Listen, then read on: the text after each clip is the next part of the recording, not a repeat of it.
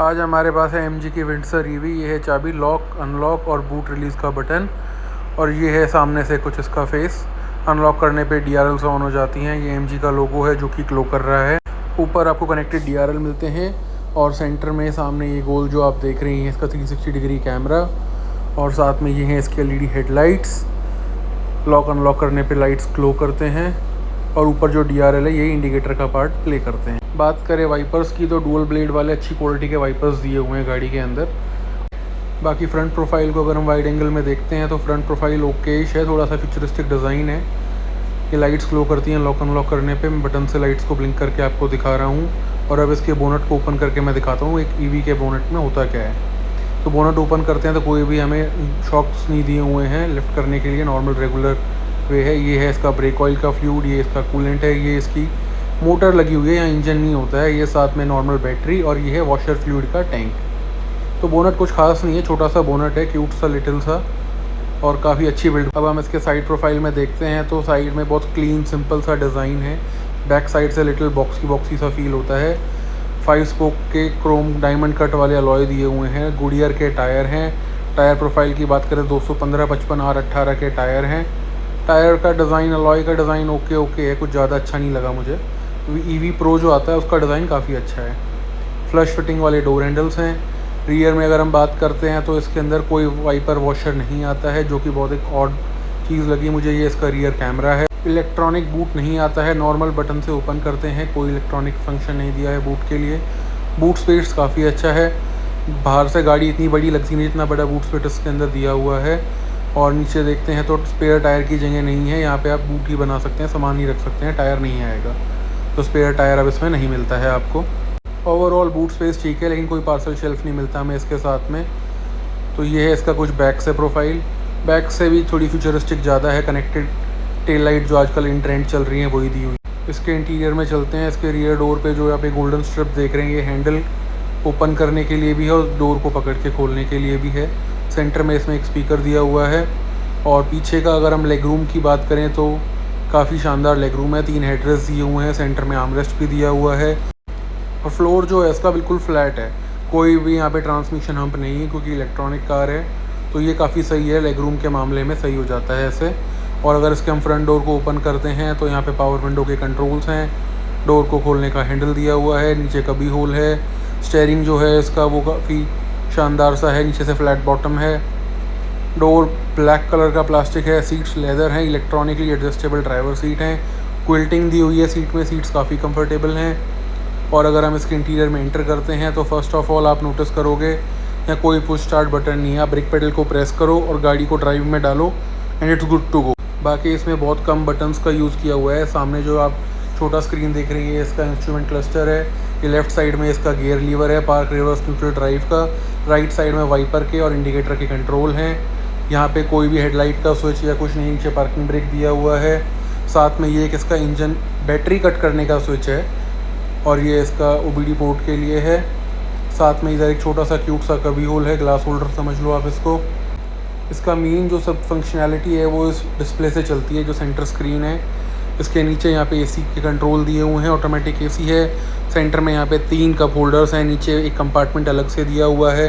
Compartment का storage काफ़ी अच्छा है, लॉन्ग कंपार्टमेंट है। चार्जिंग पोर्ट्स दिए हुए हैं और यहाँ पे आर्मरेस्ट है, आर्मरेस्ट के साथ वायरलेस चार्जर। अंदर स्टोरेज स्पेस है।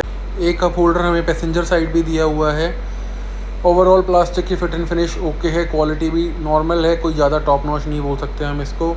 ये इसका IRVM है, ऑटोमेटिक है। साथ में स्क्रीन जो है इसी से मेन फंक्शनैलिटी होती है इस पूरी गाड़ी की। इवन इसका टेम्परेचर का control, headlight control, side glass के adjustment, drive mode, 360 degree camera. Camera की क्वालिटी गुड है, कैमरा बहुत एक्सेप्शनल नहीं बोलेंगे, लेकिन जितनी बढ़िया स्क्रीन है उसके हिसाब से पिक्सल्स बिल्कुल नहीं फट रहे हैं कैमरा के। बाकी इसकी सेटिंग्स में जाएंगे तो आप पूरी गाड़ी की सेटिंग्स को आप एक्सेस कर सकते हैं, account, general settings, Bluetooth settings. साथ में इसमें हेडलाइट के कंट्रोल्स यहाँ पे हैं, ऑटो पे किया हुआ है अभी इसको। इसमें हेडलाइट की लेवलिंग भी यहीं से होती है। रियर फॉग लैंप्स को यूज़ करना है तो वो भी यहीं से यूज़ होंगे, तो इसको ऑटो पे रखते हैं। इसको बैक करके देखेंगे तो इसमें आपको सारे ऐप्स और जो भी फीचर्स हैं उस पर आ जाओगे आप। होम पे आने के बाद इसमें ये ड्राइव मोड का बटन है, अभी गाड़ी नॉर्मल ड्राइविंग मोड पे है। इंजन रिकवरी हमने इसकी हैवी की हुई है, तो रीजन फुल पे है। जैसे आप ब्रेक पेडल छोड़ोगे गाड़ी ऑटोमेटिकली ब्रेक लगा लेगी। ये ORVM जो है आउटसाइड, वो एडजस्ट करने के लिए यहाँ से आप लेफ़्ट राइट सेलेक्ट करोगे, फिर आप स्टीयरिंग बटन से उनसे कंट्रोल कर सकते हो। मतलब मेन जो चीज़ें मेरे को लगती है ना कि यार इन चीज़ों के लिए बटन्स होने चाहिए, लेकिन MG ने पता नहीं क्यों सब कुछ इस तरीके से कर दिया कि हर एक चीज़ इस डिस्प्ले के अंदर है। और ड्राइविंग के टाइम पे इस डिस्प्ले को यूज़ करना बहुत टफ है। जैसे कि आप देखोगे इवन सनरूफ के कंट्रोल जो है ना, सन ब्लाइंड, सनरूफ इसका ओपन नहीं होता है, मून रूफ है, लेकिन सन ब्लाइंड को अगर आपको यूज़ करना है तो यहीं से आप यूज़ कर सकते हो। ये देखो अभी 5% ओपन हो गया है, 25%। और अगर इसको आप कंप्लीट ओपन करना है तो इसको 100 पे कर दो, तो धीरे धीरे धीरे धीरे ये सारा सन ब्लाइंड हट जाएगा। ग्लास जो है वो UV कट है, तो हीट ज़्यादा अंदर नहीं आ रही है, एक अच्छी चीज़ है। लेकिन इतना ज़्यादा हाईटेक कर दिया है, इतना ज़्यादा स्क्रीन बेस्ड सिस्टम कर दिया है कि अगर आप ड्राइव कर रहे हो ना, तो आपको यूज़ करते टाइम, अब मैंने इसको 0 किया तो देखो ये बंद होना शुरू हो गया है। तो मुझे बस ये थोड़ा अजीब लगता है कि इतना कुछ फंक्शनैलिटी अगर स्क्रीन बेस्ड कर देंगे। देखो इन चीज़ों के ना बटन होने चाहिए। सनरूफ के ब्लाइंड्स के लिए बटन रहता है, सबसे बेस्ट चीज़ होती है, पर MG ने सब कुछ टच स्क्रीन के अंदर ही डाल दिया। ये छोटे वाला स्क्रीन है। अभी गाड़ी 51% चार्ज है, 160 की रेंज शो कर रही है और नॉर्मल ड्राइविंग मोड में है। अभी टायर प्रेशर कम है, वार्निंग आ रहा है उसका। बाकी ये स्पीडोमीटर जो है ना, ये एक टैबलेट समझ लो, छोटा सा टैबलेट लगा दिया है। स्क्रीन है, 51% बैटरी चार्ज है, 160 की रेंज शो कर रही है। तो रेंज का आई एम नॉट श्योर ये 200 चलेगी, 220 चलेगी फुल चार्ज पे, क्योंकि दिखा रही है 160 पर चलेगी नहीं। ओवरऑल MG ने कुछ ज़्यादा ही फैंसी कर दिया है। थैंक गॉड AC के कंट्रोल्स जो हैं वो मैनुअल दिए हैं, अदरवाइज़ तो कोई नया इंसान गाड़ी में बैठ के AC ऑन करने में भी बिज़ी रहेगा, उसको कंट्रोल समझ नहीं आएंगे। और ये बटन है इसका किल स्विच, यहाँ से इसको आप प्रेस करोगे तो गाड़ी स्विच ऑफ हो जाएगी, बैटरी कंजम्पशन बिल्कुल नहीं करेगी। वरना अदरवाइज़ होता क्या है ना, जैसे आप गाड़ी को डोर ओपन करते हो गाड़ी ऑन हो जाती है, ब्रेक पेडल को प्रेस करो गाड़ी रेडी हो गई है, और जैसे ही आप ड्राइव मोड में डालोगे गियर सेलेक्टर लीवर से, तो गाड़ी ड्राइव करना शुरू कर देगी। कोई पुश स्टार्ट स्टॉप बटन नहीं है। अब गाड़ी को मैंने ड्राइव पे डाला है और गाड़ी गुड टू गो है, चलना शुरू हो जाएगी। जैसे ब्रेक पेडल को रिलीज़ करेंगे, हल्का सा रिलीज़ करने से पहले पार्किंग ब्रेक को भी हटाना पड़ेगा। गाड़ी को जैसे ब्रेक पेडल रिलीज़ करा, गाड़ी ने एक नॉर्मल स्पीड पकड़ ली है, 9-10 के आसपास ये बिना एक्सेलरेशन के चल रही है। और अब इसको एक्सलेट करके देखते हैं। तो इनिशियली जैसे ही आप पेडल दबाते हो तो एक हमिंग साउंड आता है मोटर का, और भाई नो डाउट EVs का पिकअप एक नेक्स्ट लेवल पिकअप होता है, एकदम से आप सीट में पुश हो जाते हो। तो EVs के अंदर ये पुश तो आता है, क्योंकि इसके अंदर गियर बॉक्स तो होता नहीं है, सिंगल मोटर है, सिंगल गियर रेशियो है उसका।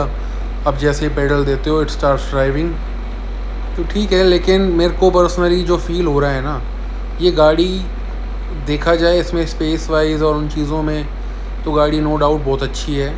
अगर इसको हम टाटा नेक्सॉन इलेक्ट्रिक जो आती है उससे कंपेयर करें तो उसमें रियर लेग रूम बिल्कुल नहीं है। सेम प्राइस ब्रैकेट की दोनों गाड़ियाँ हैं। चलाने में गाड़ी का फील ओके है। एक हमिंग नॉइस है। टायर प्रोफाइल जो है वो 215-50 है, जिसकी वजह से मुझे ऐसा फील होता है कि 18 इंच का अलॉय होने की वजह से थोड़ी सी राइड बम्पी है। और थोड़ा सस्पेंशन भी ना ज़्यादा स्टिफ सा फील हो रहा है मुझे। अगर हैंडलिंग की बात करूँ तो हाँ, हैंडलिंग में वेट है स्टीयरिंग के अंदर अच्छा खासा। इस वेट की वजह से आपको हाँ एक फ़ील तो आ रहा है कि हाँ चलो ठीक है, आप कोई गाड़ी चला रहे हो। इसका स्टीयरिंग का फीडबैक जो है ना, इसको टॉय कार वाला फील थोड़ा कम दे रहा है।